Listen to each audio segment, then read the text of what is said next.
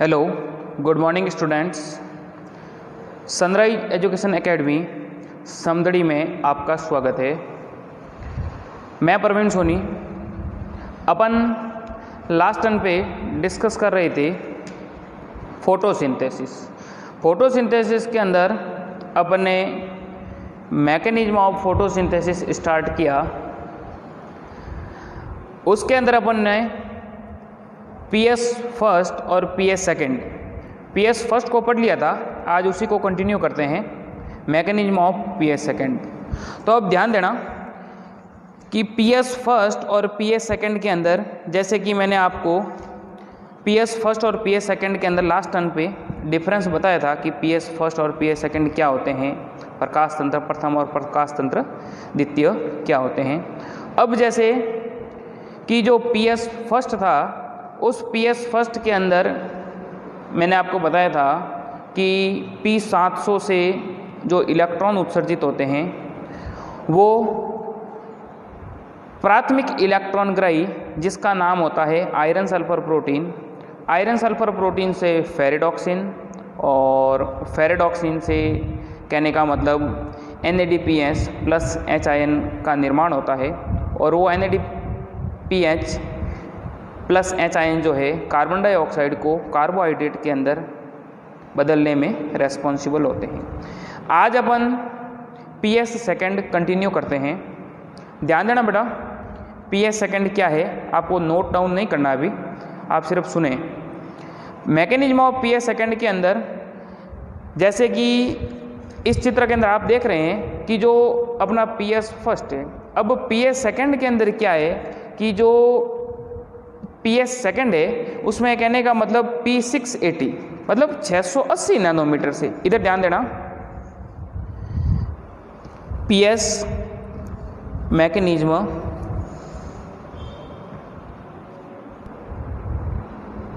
देखो बेटा, मैकेनिज्म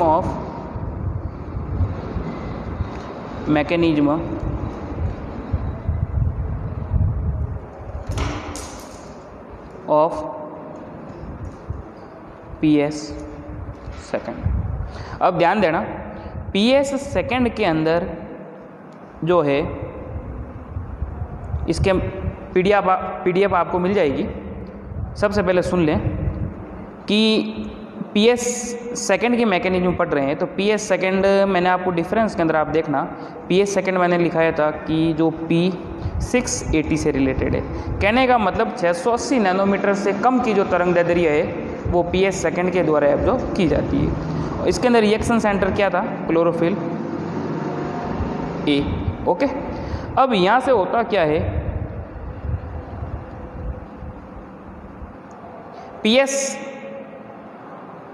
जो सेकंड है उसके अंदर P680 जो क्लोरोफिल A है वो लाइट एनर्जी को एब्जॉर्ब करता है, साथ ही साथ यहाँ पर इनके जो सहायक वर्णक होते हैं उनके द्वारा भी लाइट एनर्जी को फोटोन के रूप में एब्जॉर्ब किया जाता है। यहाँ अपन कर देते हैं सन। ध्यान देना बेटा, ओके। अब ये फोटोन के रूप में जो लाइट एनर्जी को एब्जॉर्ब किया जाता है, तो यहाँ से ये जो सहायक वर्णक और क्लोरोफिल A जो लाइट एनर्जी एब्जॉर्ब करते हैं, सहायक वर्णक जिसको एंटीना अणु भी कहते हैं, ये लाइट एनर्जी को एब्जॉर्ब करके क्लोरोफिल A को देते हैं। इससे क्लोरोफिल क्या हो जाता है, ऑक्सीकृत हो जाता है, ऑक्सीकृत होकर के इलेक्ट्रॉन को उत्सर्जित करता है। और ध्यान देना बेटा, यहाँ खास बात यह है कि यहाँ PS सेकंड के अंदर फोटोलाइसिस ऑफ वाटर H2O जल का प्रकाशिक अपघटन होता है, जिससे अब देखो एक ऑक्सीजन के निर्माण के लिए 2 जल के अणु की आवश्यकता होती है, ये मैंने पहले बताया था। ध्यान देना, 4 hydrogen ion plus 4 electron plus oxygen, sorry 4 E minus, okay, और ऑक्सीजन के एक अणु के निर्माण के लिए 2 जल के अणु की आवश्यकता होती है। अब यहाँ से ये जो इलेक्ट्रॉन उत्सर्जित हुए, ध्यान देना, यहाँ से ये इलेक्ट्रॉन प्राथमिक इलेक्ट्रॉन ग्राही है जिसका नाम होता है फियोफाइटिन।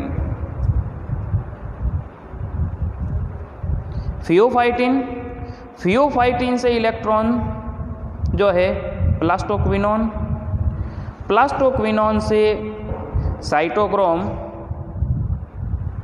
B6, साइटोक्रोम B6 से साइटोक्रोम, अभी आपको नोट डाउन नहीं करना है, साइटोक्रोम F, और साइटोक्रोम F से ये जो इलेक्ट्रॉन है विभिन्न ग्रही द्वारा, कहने का मतलब प्लास्टोसाइनिन, ये सब मध्यवर्ती है या जो विभिन्न ग्रही है जो यहाँ से जो इलेक्ट्रॉन उत्सर्जित होते हैं उनको कहने का मतलब आगे से आगे ट्रांसफ़र करने के लिए रेस्पॉन्सिबल होते हैं। प्लास्टोसाइनिन से ये जो इलेक्ट्रॉन है ये PS फर्स्ट के द्वारा, PS फर्स्ट जो P700 से संबंधित है उनके द्वारा ग्रहण किए जाते हैं, और इनके द्वारा मतलब PS सेकेंड से उत्सर्जित इलेक्ट्रॉन PS फर्स्ट के द्वारा ग्रहण किए जाते हैं, और PS फर्स्ट जो इलेक्ट्रॉन उत्सर्जित होते हैं वो, जैसे मैंने आपको मैकेनिज्म ऑफ PS फर्स्ट के अंदर बताया था कि यहाँ से जो इलेक्ट्रॉन ग्रहण कर रहे हैं वो होता है acceptor iron sulphur protein. Okay, iron sulphur protein से कौन ग्रहण करेगा? फेरिडॉक्सिन, और फेरिडॉक्सिन से यहाँ पर ध्यान देना बेटा कि ये PS फर्स्ट है और ये PS सेकेंड है। PS फर्स्ट के अंदर मैंने आपको पहले ही बताया था कि NADP रिडक्टेज एक एंजाइम होता है जो क्या करता है, NADP प्लस को NADPH प्लस H आयन के अंदर बदल देता है। देखो देखें, NADP प्लस को NADPH प्लस H आयन के अंदर बदल देता है। क्योंकि ध्यान देना बेटा, देखो अब यहाँ 4 हाइड्रोजन आयन, 4 इलेक्ट्रॉन और 1 ऑक्सीजन का अणु है। ये हाइड्रोजन आयन तो जो है यहाँ पर जो हाइड्रोजन आयन बन रहे हैं ना, मैंने जब लाइट रिएक्शन आपको करवाई थी उस दरमियान मैंने बताया था कि ये जो हाइड्रोजन आयन है, ये हाइड्रोजन आयन जो PS सेकेंड के अंदर जो जल का प्रकाशिक अपघटन होता है वहाँ पर बनते हैं, और ये हाइड्रोजन आयन वापस काम कहाँ आते हैं? PS फर्स्ट के अंदर। PS फर्स्ट के अंदर NADP प्लस को, ध्यान देना, 4 हाइड्रोजन आयन, NADP प्लस को NADPH प्लस H आयन के अंदर बदल देते हैं। अब जैसे यहाँ 4 हाइड्रोजन आयन है तो 2 NADP प्लस लगेंगे और क्या बनेंगे? 2 NADPH प्लस 2 हाइड्रोजन आयन, 2 और 2 4 हो गए। इस तरीके से ये हाइड्रोजन आयन PS फर्स्ट के अंदर काम आते हैं। तो NADPH प्लस H आयन के निर्माण के अंदर मैंने बताया था कि ये PS फर्स्ट से संबंधित है, बताया था, नहीं तो पिछले वाले वीडियो आप ध्यान से देखना। अब यहाँ से जो इलेक्ट्रॉन उत्सर्जित हो रहे हैं ना, यहाँ से इलेक्ट्रॉन उत्सर्जित होने पर क्या होते जाते हैं कि यहाँ पर होल बन जाते हैं। कितने इलेक्ट्रॉन बाहर निकले? 4 इलेक्ट्रॉन, तो यहाँ पर मतलब 4 होल बन जाते हैं, तो मतलब छिद्र बन जाते हैं इलेक्ट्रॉन के लिए। इनकी पूर्ति ये जो इलेक्ट्रॉन बन रहे हैं ना, इन इलेक्ट्रॉन के द्वारा की जाती है मैग्नीज आयन की उपस्थिति में, समझ रहे हो। और यहाँ से जो इलेक्ट्रॉन उत्सर्जित हुए ये विभिन्न ग्रहियों द्वारा पहुँच करके PS फर्स्ट के अंदर पहुँचते हैं, और PS फर्स्ट से जो इलेक्ट्रॉन उत्सर्जित होते हैं ये इलेक्ट्रॉन कितने? वही 4 इलेक्ट्रॉन, 4 हाइड्रोजन आयन और 2 NADH प्लस H आयन, ये आपस में मिलकर के 2 NADPH प्लस 2 H आयन का निर्माण करते हैं। ये थी मैकेनिज्म ऑफ PS सेकेंड। अब इधर ध्यान देना, इसके अंदर ध्यान देना आप, मैकेनिज्म ऑफ PS सेकेंड के अंदर बता रहा हूँ मैं आपको। देखो देखें, ये जैसे अपने वाटर मॉलिक्यूल हो गया, PS फर्स्ट से संबंधित है और ये ब्रेक डाउन हो रहा है, 4 हाइड्रोजन आयन, 4 इलेक्ट्रॉन और 1 ऑक्सीजन का अणु। 4 इलेक्ट्रॉन जो है यहाँ पर 4 इलेक्ट्रॉन के निकलने से क्या हो जाते हैं? 4 होल बन जाते हैं। इनकी पूर्ति जैसे कि मैंने आपको बताया कि अभी मैग्नीज आयन की उपस्थिति के अंदर होती है, Mn+2 या Mn++। ओके, तो यहाँ पर तो पूर्ति हो गई, तो ये इलेक्ट्रॉन कहने का मतलब घूम फिर कर वापस नहीं आएंगे, लेकिन उसमें वापस थे PS फर्स्ट के अंदर, समझ रहे हो। अभी मैं साइक्लिक नॉन साइक्लिक फोटोफॉस्फोराइलेशन करवाऊंगा ना, उसके अंदर आपके और क्लियर हो जाएगा। अभी तो PS सेकेंड की जो मैकेनिज्म है उसके अंदर ध्यान दो। 4 इलेक्ट्रॉन जो यहाँ से उत्सर्जित हुए ये pheophytin, plastoquinone, cytochrome B6, cytochrome F, plastocyanin से पहुँचते हैं क्लोरोफिल A के द्वारा, PS फर्स्ट के अंदर। तो ध्यान रखना बेटा, यहाँ पर प्लास्टोसाइनिन PC जो है connecting link between PS second and PS first, कहने का मतलब PS सेकेंड को PS फर्स्ट से जो जोड़ने वाला जो कंपाउंड है वो है plastocyanin.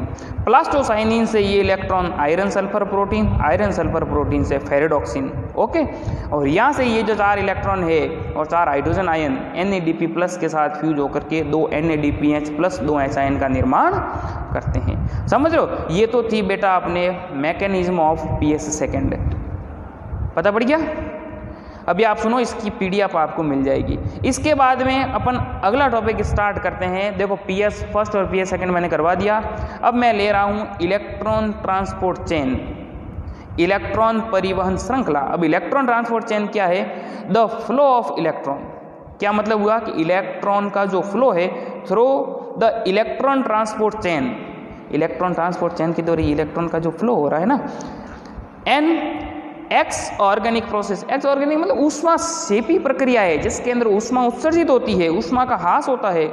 The energy from the redox reaction create an electrochemical proton gradient that drive the synthesis of ATP। कहने का मतलब इससे जो मुक्त ऊर्जा निकलती है और वो मुक्त ऊर्जा क्या करती है? ATP के निर्माण के लिए रेस्पॉन्सिबल होती है। इधर ध्यान देना, प्रकाश संश्लेषण में प्रकाश द्वारा पर्णहरित से मुक्त हुए इलेक्ट्रॉन, क्या मतलब हुआ? प्रकाश संश्लेषण में प्रकाश द्वारा पर्णहरित से मुक्त हुए इलेक्ट्रॉन विभिन्न इलेक्ट्रॉन ग्रहियों द्वारा, ये विभिन्न प्रकार के मीडिएटर है, इलेक्ट्रॉन ग्रही द्वारा क्रमबद्ध रूप से ग्रहण कर लिए जाते हैं, व्यवस्थित तरीके से ग्रहण कर लिए जाते हैं। प्रत्येक स्थानांतरण पर 2 ग्रहियों के मध्य ऊर्जा अंतर के बराबर ऊर्जा मुक्त होती है। हर एक स्टेप के ऊपर इलेक्ट्रॉन के रूप में एनर्जी मुक्त होती है और मुक्त ऊर्जा पर्याप्त होने पर ATP का संश्लेषण कर लिया जाता है और इनका जो मुक्त ऊर्जा जो पर्याप्त मात्रा में हो जाती है तो इससे क्या होता है? ATP का निर्माण होता है, अन्यथा उसका ऊष्मा के रूप में ह्रास होता है। इसलिए मैंने आपको कहा ये एक्स ऑर्गेनिक प्रोसेस है, ऊष्मा सेपी प्रक्रिया है जिसके अंदर ऊष्मा का उत्सर्जन होता है, साथ ही साथ जो मुक्त ऊर्जा निकलती है वो मतलब ऊर्जा अंतर के बराबर ATP का निर्माण कर लेती है। अब आगे देखा अब देखो बेटा, इसके बाद में है इलेक्ट्रॉन ट्रांसपोर्ट चेन के अंदर ही एक टर्म आती है जिसका नाम है फोटोफॉस्फोराइलेशन, या इसको हिंदी में कहते हैं प्रकाश फास्फोरिलीकरण। ये शब्द लिखा हुआ है, प्रकाश फास्फोरिलीकरण। अब प्रकाश फास्फोरिलीकरण क्या है? जैसे मैंने यहाँ एक इक्वेशन लिखी है, कहने का मतलब प्रकाश की उपस्थिति में ADP और इनऑर्गेनिक फॉस्फेट जब आपस में फ्यूज होकर के ATP का निर्माण कर लेते हैं तो उस प्रोसेस को कहते हैं प्रकाश फास्फोरिलीकरण। और इसको सबसे पहले डिस्कवर्ड करने का श्रेय जाता है, ध्यान रखना बेटा, आर्नन एट ऑल, मतलब आर्नन और उनके साथियों ने 1954 के अंदर इसको डिस्कवर किया था। इसके बाद में प्रकाश फास्फोरिलीकरण 2 प्रकार का होता है, एक तो होता है साइक्लिक और एक होता है नॉन साइक्लिक। अब साइक्लिक और नॉन साइक्लिक क्या है, इसके अंदर आप देखें साइक्लिक नॉन साइक्लिक बता रहा हूं, ध्यान देना बेटा।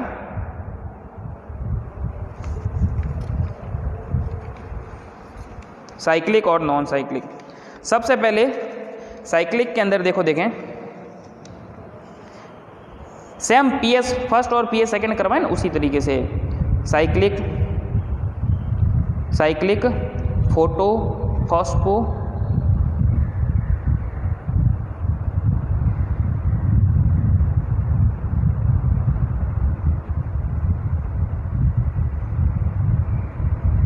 साइक्लिक फोटोफॉस्फोराइलेशन, या इसको हिंदी में कहते हैं चक्रीय प्रकाश फास्फो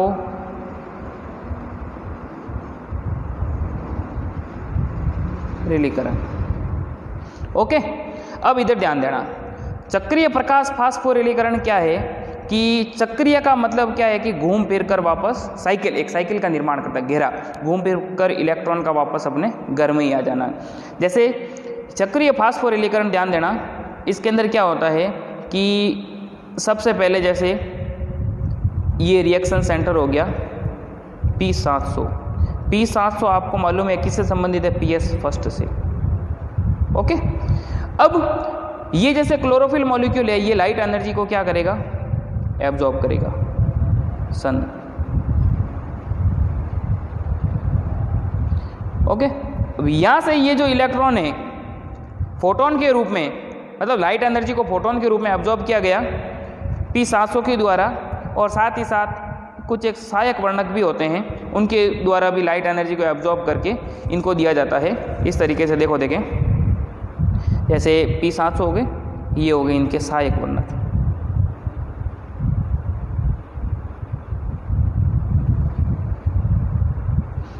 ओके, अब सहायक वर्णकों के द्वारा जो लाइट एनर्जी को एब्जॉर्ब किया जाता है, और ये जो होती है ये भी अपनी ऊर्जा जो है P700 को देते हैं, और यहाँ से ये जो ऊर्जा है ये मतलब जो प्राथमिक इलेक्ट्रॉन ग्राही होता है जिसका नाम है आयरन सल्फर प्रोटीन, ध्यान देना, iron sulphur protein, iron sulphur protein से फेरिडॉक्सिन, फेरिडॉक्सिन से साइटोक्रोम B6, साइटोक्रोम F, ध्यान देना, प्राथमिक इलेक्ट्रॉन ग्राही A iron sulphur protein, iron sulphur protein से फेरिडॉक्सिन, फेरिडॉक्सिन से क्या होता है साइटोक्रोम B6, साइटोक्रोम B6 से साइटोक्रोम F, साइटोक्रोम F से प्लास्टोसाइनिन, और प्लास्टोसाइनिन से ये जो इलेक्ट्रॉन है वापस घूम फिर कर, कहने का मतलब घर में ही आ जाते हैं। इसको ये साइकिल बन रही है ना, इस वजह से इसको कहते हैं साइक्लिक फोटोफॉस्फोराइलेशन।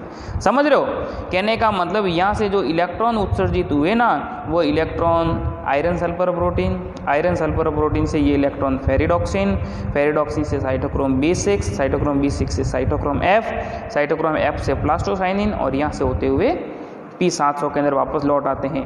और यहाँ पर क्या होता है कि इलेक्ट्रॉन के द्वारा जो मुक्त एनर्जी होती है, यहाँ पर ये ADP प्लस IP से किसका निर्माण करते हैं, ATP का, समझ रहे हो। और यहाँ पर PS फर्स्ट के अंदर किसी भी प्रकार का कोई जल अपघटन नहीं होता, ओनली फोटो सिस्टम 1 पार्टिसिपेट करता है इन साइक्लिक फोटोफॉस्फोराइलेशन के अंदर, और केवल एसिमिलेटरी पावर के रूप में एक ही ATP का निर्माण होता है। इधर देखो, देखें साइक्लिक फोटोफॉस्फोराइलेशन के अंदर जैसे देखो P700 से संबंधित है। यहाँ से जो इलेक्ट्रॉन उत्सर्जित हुए ना, अब 2 इलेक्ट्रॉन क्यों ले रहा हूँ मैं, यहाँ पर ध्यान देना कि जैसे मैंने आपको बताया था कि एक जल का अणु जब टूटता है ना तो 2 इलेक्ट्रॉन मुक्त होते हैं। क्योंकि अब जैसे यहाँ पर NADPS जो नॉन साइक्लिक फोटोफॉस्फोराइलेशन होगा ना, तो NADPS प्लस H आयन का निर्माण करवाना होगा, तो उस दरमियान ये जो मतलब इलेक्ट्रॉन है जो मतलब काम आते हैं कब, जब नॉन साइक्लिक फोटोफॉस्फोराइलेशन, वहाँ पर 4 इलेक्ट्रॉन जो है इनके अंदर जो होल हो जाते हैं, मतलब इलेक्ट्रॉन के उत्सर्जित होने से, तो उनकी पूर्ति के लिए मतलब ये इलेक्ट्रॉन रेस्पॉन्सिबल है। इसलिए एक अणु के लिए तो 2 इलेक्ट्रॉन चाहिए, और 2 अणु के निर्माण के लिए 4 इलेक्ट्रॉन। यहाँ से ये electron iron sulphur protein, iron sulphur protein से फेरिडॉक्सिन, फेरिडॉक्सिन से साइटोक्रोम B6, साइटोक्रोम B6 से साइटोक्रोम F, साइटोक्रोम F से प्लास्टोसाइनिन, प्लास्टोसाइनिन से इलेक्ट्रॉन ये घूम फिर कर वापस आ रहे हैं, इसलिए इसको कहते हैं साइक्लिक फोटोफॉस्फोराइलेशन। समझ रहे हो, साइक्लिक फोटोफॉस्फोराइलेशन। इसके बाद में साइटोक्रोम B6 और साइटोक्रोम F के बीच में क्या हो रहा है, ATP का निर्माण हो रहा है, जिसको एसिमिलेटरी पावर भी कहते हैं सम्मिलित रूप से। अब इसके मेन क्या क्या फीचर है, ध्यान देना। साइक्लिक फोटोफॉस्फोराइलेशन के अंदर नो O2 प्रोडक्शन, क्या यहाँ पर ऑक्सीजन कहीं बन रही है, नहीं बन रही। नो स्प्लिटिंग ऑफ वाटर, जल का अणु टूट रहा है, नहीं टूट रहा है। No reduction of NADP plus, नहीं केवल NADP प्लस का रिडक्शन हो रहा है, कुछ नहीं हो रहा है। Only assimilatory power is ATP, केवल एक प्रकार की ATP का निर्माण होता है। और साथ ही साथ only 1 PS first is participate. ये मैंने जब PS फर्स्ट और PS सेकंड के अंदर डिफरेंस करवाया था, उस टाइम मैंने बताया था कि PS फर्स्ट जो है वो साइक्लिक और नॉन साइक्लिक दोनों प्रकार के फॉस्फोराइलेशन के अंदर पार्टिसिपेट करता है, लेकिन साइक्लिक प्रोसेस के अंदर ध्यान रखना हमेशा PS फर्स्ट ही पार्टिसिपेट करेगा, PS सेकंड नहीं। ओके, इसके बाद आता है नॉन साइक्लिक फोटोफॉस्फोराइलेशन, मतलब अचक्रीय प्रकाश फास्फोरिलीकरण। अब अचक्रीय प्रकाश फास्फोरिलीकरण के अंदर ध्यान देना बेटा, अचक्रीय प्रकाश फास्फोरिलीकरण को जेड स्कीम भी कहते हैं। क्या कहेंगे, जेड स्कीम। अब इसको जेड स्कीम क्यों कहते हैं, ध्यान देना। इसके अंदर क्या है कि अचक्रीय प्रकाश फास्फोरिलीकरण के अंदर, जैसे यहाँ पर PS फर्स्ट बनाया था, यहाँ पर सबसे पहले होगा PS सेकेंड। PS सेकेंड का मतलब हो गया P680, 680 से संबंधित है। अब क्या हो रहा है, यहाँ से जो इलेक्ट्रॉन है ये, जैसे कि मैंने आपको जो PS सेकेंड बताया था उसके अंदर P680 से जो इलेक्ट्रॉन है वो किसके द्वारा ग्रहण किए जाते हैं, फियोफाइटिन। फियोफाइटिन से प्लास्टोक्विनोन, पहले ये तो आपको याद रखना ही है, प्लास्टोक्विनोन से साइटोक्रोम B6, साइटोक्रोम B6 से साइटोक्रोम F, साइटोक्रोम F से प्लास्टोसाइनिन से ये जो इलेक्ट्रॉन है ये वापस आ जाते हैं किसमें, PS फर्स्ट के अंदर, जो P700 से संबंधित है। ओके, ये इलेक्ट्रॉन यहाँ आ गए और यहाँ से जो इलेक्ट्रॉन उत्सर्जित होते हैं ये इलेक्ट्रॉन जो है आयरन सल्फर प्रोटीन के द्वारा ग्रहण किए जाते हैं। आयरन सल्फर प्रोटीन से फेरिडॉक्सिन, समझ रहे हो। अब यहाँ से चूंकि PS सेकेंड है तो यहाँ पर फोटोलाइसिस ऑफ वाटर होगा, 2 जल के अणु टूटेंगे और 1 ऑक्सीजन का निर्माण करेंगे, 4 hydrogen ion plus 4 electron plus O2। यहाँ से ये जो 4 इलेक्ट्रॉन है ये तो इसके अंदर जो होल हो जाते हैं उसकी पूर्ति कर देते हैं मैग्नीज आयन की उपस्थिति में, समझ रहे हो। और यहाँ से जो 4 इलेक्ट्रॉन उत्सर्जित हुए ये विभिन्न ग्राहियों द्वारा, यहाँ से 4 इलेक्ट्रॉन जो आगे की तरफ बढ़ते हैं ना, plastoquinone, cytochrome B6, cytochrome F, यहाँ तक पहुँचे। यहाँ से ये 4 इलेक्ट्रॉन है ये आ जाएंगे P700 के अंदर। P700 से जो इलेक्ट्रॉन उत्सर्जित होते हैं, समझ रहे हो, ये 4 इलेक्ट्रॉन जो है यहाँ पर ध्यान रखना, PS फर्स्ट के अंदर एक एंजाइम होता है जिसका नाम है NADP रिडक्टेज। ये क्या करता है, NADP प्लस को कैसे बदल देता है, NADPH प्लस H के अंदर। और साथ ही साथ ये जो 4 इलेक्ट्रॉन है और ये हाइड्रोजन आयन जो PS सेकेंड के अंदर बने ये भी इसके साथ फ्यूज हो जाते हैं। यहाँ पर फिर हाइड्रोजन आयन कहाँ से आएंगे, यहीं से तो आ रहे हैं। 4 हाइड्रोजन आयन 4 इलेक्ट्रॉन और NADP प्लस ये मिलकर के बना देते हैं, 2 लगेंगे अणु, 2 NADPH प्लस H आयन। तो इस तरीके से अब ये इंग्लिश का जो अल्फ़ाबेट है ना Z बन रहा है, इस वजह से इसको Z स्कीम के नाम से भी जाना जाता है। देखो देखें PS सेकेंड के अंदर ध्यान देना बेटा, ये जो प्रोसेस है इनके अंदर देखो देखें PS सेकेंड के अंदर जैसे 680 के अंदर जैसे ये रिएक्शन सेंटर हो गया और ये हो गए एंटीना मॉलिक्यूल, PS सेकेंड से संबंधित है। और PS सेकेंड के अंदर मैंने आपको बताया था कि जल का जो है प्रकाशिक अपघटन होता है, यहाँ से 4 हाइड्रोजन आयन, 4 इलेक्ट्रॉन और साथ ही साथ ऑक्सीजन रिमूव होती है। अब यहाँ पर इलेक्ट्रॉन के उत्सर्जित होने से जो होल बन जाते हैं, इन होल की पूर्ति तो इन इलेक्ट्रॉन के द्वारा हो जाती है, समझ रहे हो।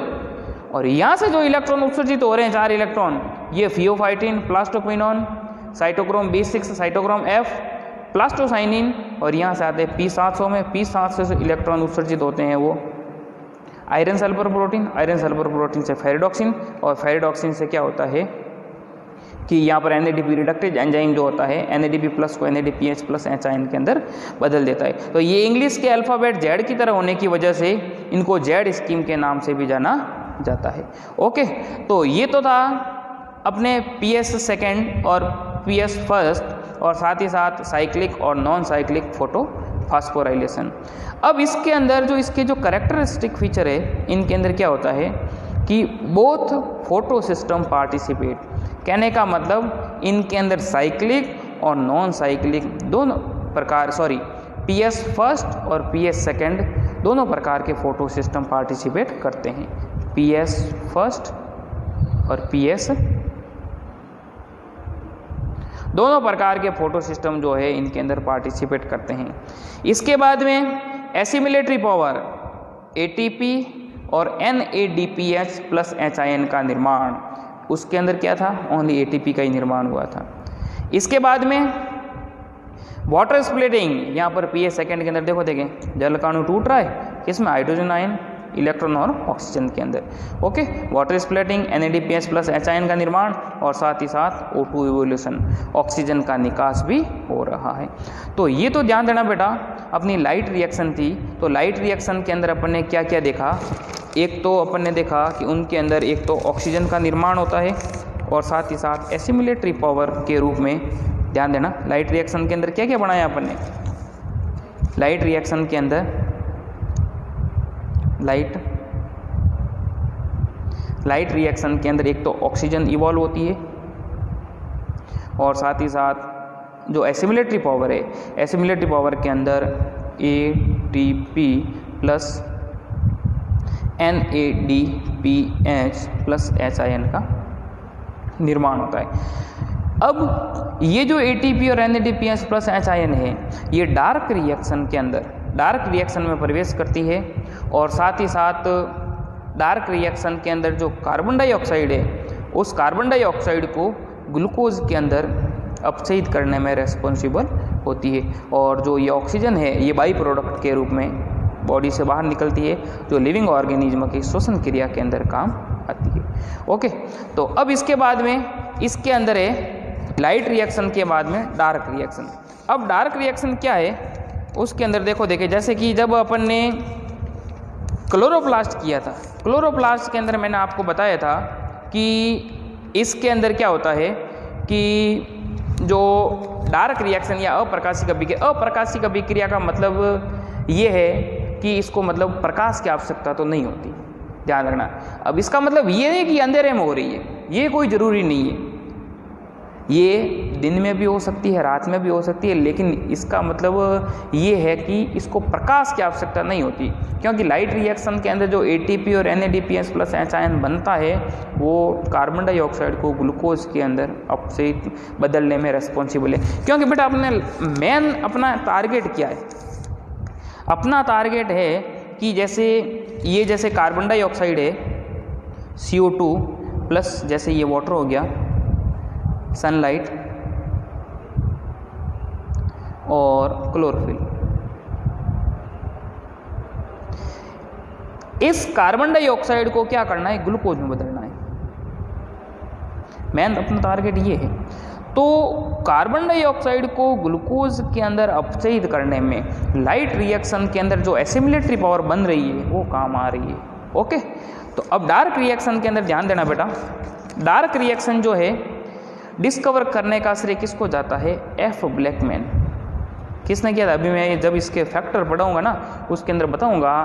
F ब्लैकमैन जो वैज्ञानिक थे, जब अपन ने ब्रीफ हिस्ट्री की थी उसके अंदर भी अपन ने डिस्कस किया था कि F ब्लैकमैन ने मतलब क्लोरोप्लास्ट के अंदर एक तो जैव रासायनिक अभिक्रिया और एक प्रकाश रासायनिक अभिक्रिया हो रही है। प्रकाश रासायनिक अभिक्रिया को तो इन्होंने कहा था लाइट रिएक्शन, और जैव रासायनिक अभिक्रिया जो थी उनको इन्होंने नाम दिया था डार्क रिएक्शन। डार्क रिएक्शन जो होती है इनको बायोसिंथेटिक फेज भी कहते हैं, जैव संश्लेषी अवस्था। कहने का मतलब इसके अंदर प्रकाश की आवश्यकता नहीं होती, जो एसिमुलेटरी पावर बनी वही ग्लूकोज बनाने के अंदर रेस्पॉन्सिबल होती है। तीसरा पॉइंट, जो डार्क रिएक्शन होती है ये क्लोरोप्लास्ट के स्ट्रोमा वाले भाग के अंदर होती है। कहाँ पर होती है, जैसे ये क्लोरोप्लास्ट है, इधर ध्यान देना, ये क्लोरोप्लास्ट है, इस क्लोरोप्लास्ट के अंदर जैसे ये यहाँ पर इस तरीके से मैंने ग्रेना बताया था आपको, यहाँ पर जो द्रव पदार्थ होता है उसको कहते हैं स्ट्रोमा। स्ट्रोमा वाले पार्ट के अंदर ये संपन्न होती है और लाइट की आवश्यकता नहीं होती, अप्रकाशिक, माने एब्सेंट, लाइट की आवश्यकता नहीं होती। और इसका काम क्या है, कार्बन डाइऑक्साइड को क्या करना, रिड्यूस करके क्या बनाना, कार्बोहाइड्रेट बनाना। अब ध्यान देना बेटा, कार्बन डाइऑक्साइड यहाँ पर रिड्यूस हो रही है, रिड्यूस होना या फिर इसको स्थिरीकरण भी कह सकते हैं या फिर इसको फिक्सेशन भी कह सकते हैं। इस वजह से इस अभिक्रिया को CO2 फिक्सेशन रिएक्शन भी कहते हैं, क्योंकि कार्बन डाइऑक्साइड क्या हो रही है, रिड्यूस हो रही है या स्थिरीकरण हो रहा है विभिन्न कंपाउंड के द्वारा, वहाँ से कार्बोहाइड्रेट या ग्लूकोज बन रहा है। तो मतलब इसका जो फिक्सेशन हो रहा है इस वजह से इसको क्या बोलेंगे अपन, CO2 fixation reaction, dark reaction या कार्बन डाइऑक्साइड फिक्सेशन रिएक्शन भी कहते हैं। अब use of assimilatory power, assimilatory power जो लाइट रिएक्शन के अंदर बनी ATP और NADPH प्लस HIN, ये क्या आती है यहाँ पर काम आ रही है, समझ रहे हो, काम आ रही है किसको, CO2 को कार्बोहाइड्रेट में बदलने के लिए। ओके, इसके बाद में जैसे CO2 का फिक्सेशन हो रहा है, इस वजह से इसको कार्बन CO2 फिक्सेशन साइकिल भी कह सकते हैं, कार्बन डाइऑक्साइड स्थिरीकरण साइकिल। अब ध्यान देना बेटा, 3 method of carbon fixation in green plant, पेड़ पौधों के अंदर इसके 3 तरीके हैं कार्बन डाइऑक्साइड के फिक्सेशन के। हरे पादपों में कार्बन स्थिरीकरण की क्रिया 3 विधियों द्वारा होती है। नंबर 1 है केल्विन बेंसन साइकिल, या जिसको C3 साइकिल भी कहते हैं। क्यों कहते हैं अपन इसको फुल डिटेल के अंदर पढ़ेंगे, एक बार आप सुन लीजिए। ओके, केल्विन बेंसन साइकिल या C3 साइकिल।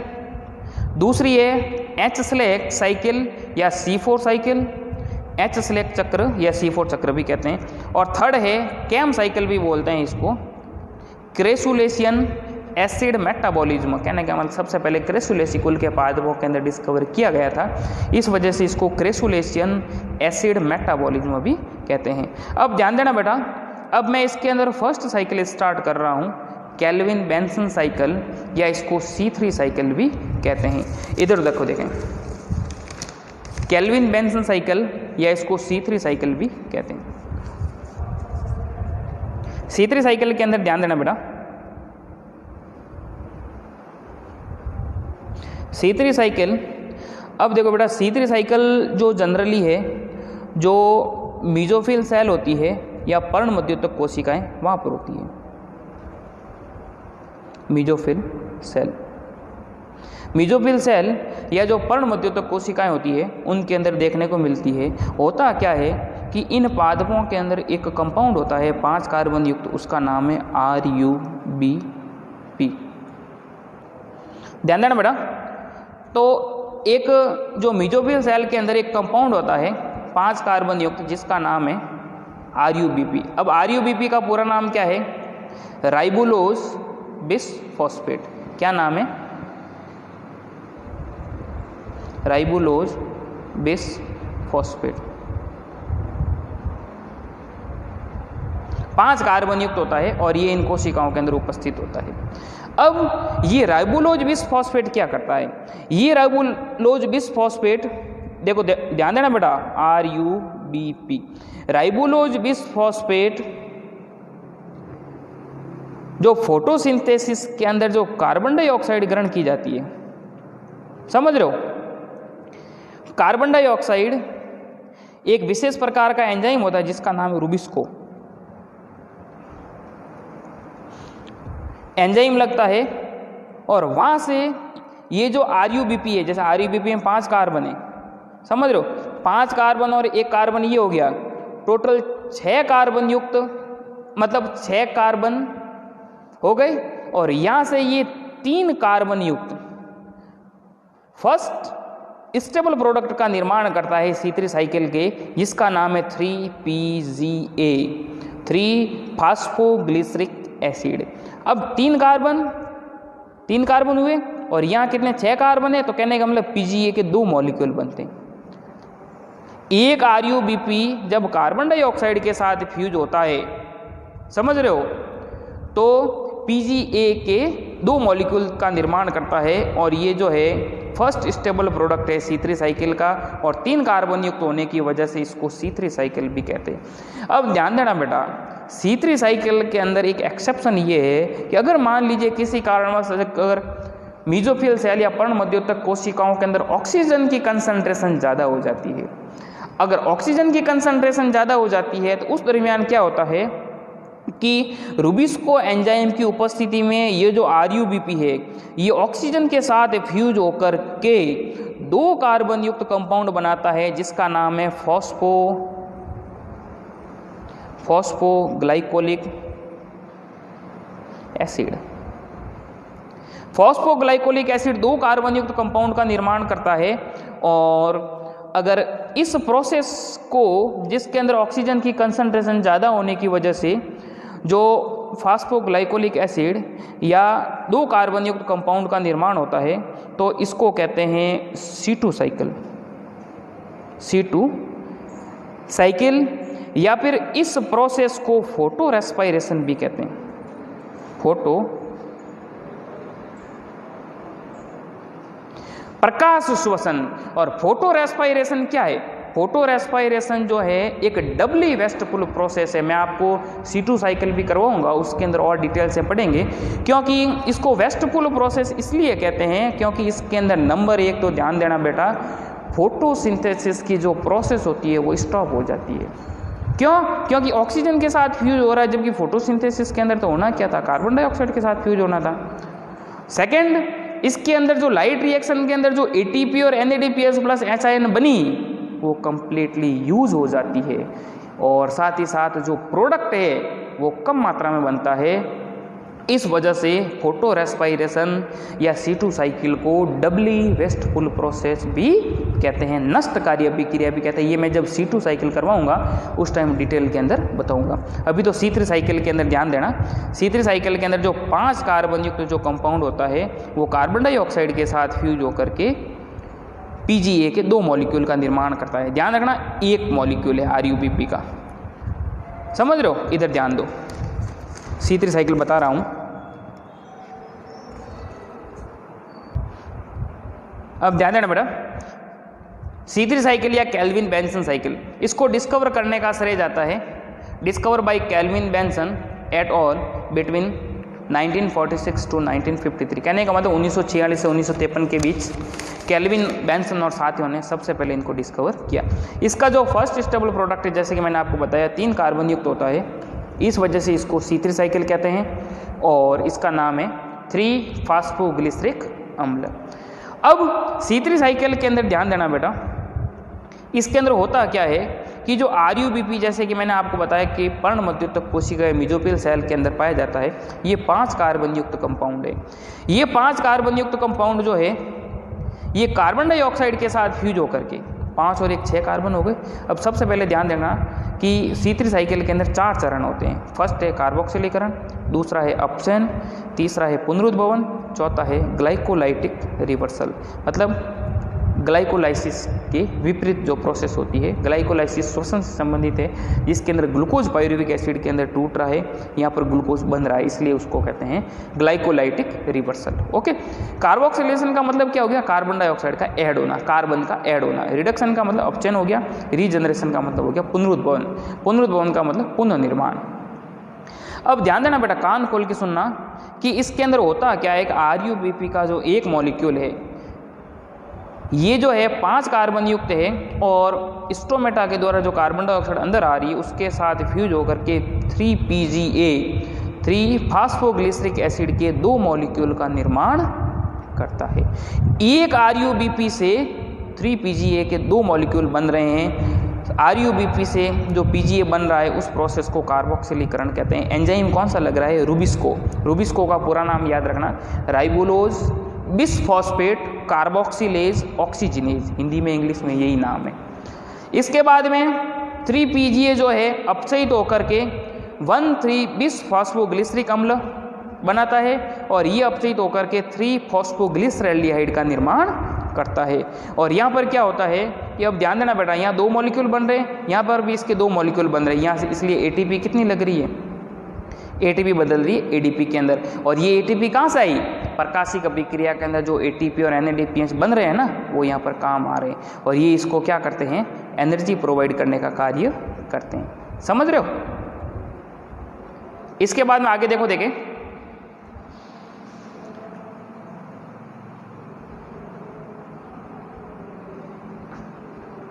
हाँ, 3 फॉस्फोग्लिसरैल्डिहाइड बना। अब 3 फॉस्फोग्लिसरैल्डिहाइड के 2 मॉलिक्यूल बने, 2 मॉलिक्यूल, और अब 2 मॉलिक्यूल है तो कार्बन कितने हैं? ये सब 3-3 कार्बन युक्त कंपाउंड है, 6 कार्बन हो गए। 6 में से 5 कार्बन तो जो है वो रीजनरेशन के द्वारा वापस RUBP बना देते हैं। अब RUBP वापस क्यों बनाते हैं? क्योंकि इस साइकिल को कंटिन्यूटी प्रोवाइड करना जरूरी है। अगर ये का ही अगर ग्लूकोज बना लिया तो वापस C3 साइकिल कैसे चलेगा?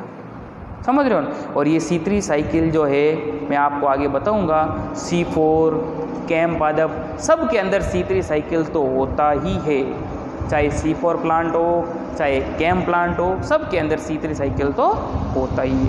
अब यहाँ से 5 कार्बन तो वापस चले गए, अब पीछे बचा अपने पास एक कार्बन। ये एक कार्बन आगे जाकर के क्या करता है, ग्लूकोज बनाता है। अब भाई साहब ग्लूकोज का फॉर्मूला C6H12 और O6 होता है, C6H12O6 होता है। अब यहाँ पर जैसे 5 कार्बन तो यहाँ चले गए, अपने पास बचा कितना, एक कार्बन। अब ये एक कार्बन जो है भाई साहब, अब एक कार्बन से तो क्या होगा, अपने तो 6 कार्बन चाहिए, तो एक RUBP से अपन को एक कार्बन मिल रहा है, तो यहाँ पर RUBP के मैं कितने मॉलिक्यूल लूँ, ध्यान रखना बेटा, 6 मॉलिक्यूल लूँगा तब 6 कार्बन बनेंगे ना। तो हर एक जगह पर जैसे यहाँ पर कार्बन डाइऑक्साइड कितनी लिखी है मैंने, एक, तो यहाँ पर कार्बन डाइऑक्साइड के कितने मॉलिक्यूल काम आएंगे, 6 काम आएंगे ना। और 6 मॉलिक्यूल लग रहे हैं तो यहाँ पर कितने मॉलिक्यूल बनेंगे, इंटू 6 करूँगा, 12 मॉलिक्यूल बनेंगे। यहाँ पर ATP के कितने बनेंगे, 6 मॉलिक्यूल और बनेंगे, समझ रहे हो ना। हर एक के 6 मॉलिक्यूल बनेंगे, इंटू 6 हैं। और अगर 6 मॉलिक्यूल जैसे RUBP के ले रहा हूँ तो यहाँ पर एक ग्लूकोज का मॉलिक्यूल का निर्माण होता है, ये सुक्रोज और स्टार्च के रूप में बॉडी के अंदर स्टोर होता है। और यहाँ पर भी जैसे 3-फॉस्फोग्लिसरैल्डिहाइड से RUBP का जो कंपाउंड बन रहा है ना, वहाँ पर एक ATP लग रही है, लेकिन RUBP के 6 मॉलिक्यूल लेने पर यहाँ पर भी 6 ATP और साथ ही साथ 6 ADP निकलेंगे, समझ रहे हो। तो ये तो थी एक C3 साइकिल, जो एक सिंपल प्रोसेस है। RUBP से फॉस्फोग्लिसरिक अम्ल, 1,3,20 फॉस्फोग्लिसरिक अम्ल और 3-फॉस्फोग्लिसरैल्डिहाइड, और ये 4 जो है प्रोसेस होते हैं। अब इनके अंदर अपन देखते हैं ATP और NADPH का जो प्रोसेस है, मतलब कितने कितने काम आ रहे हैं, कितने अणु, ध्यान देना। अब इसके अंदर ध्यान दो बेटा,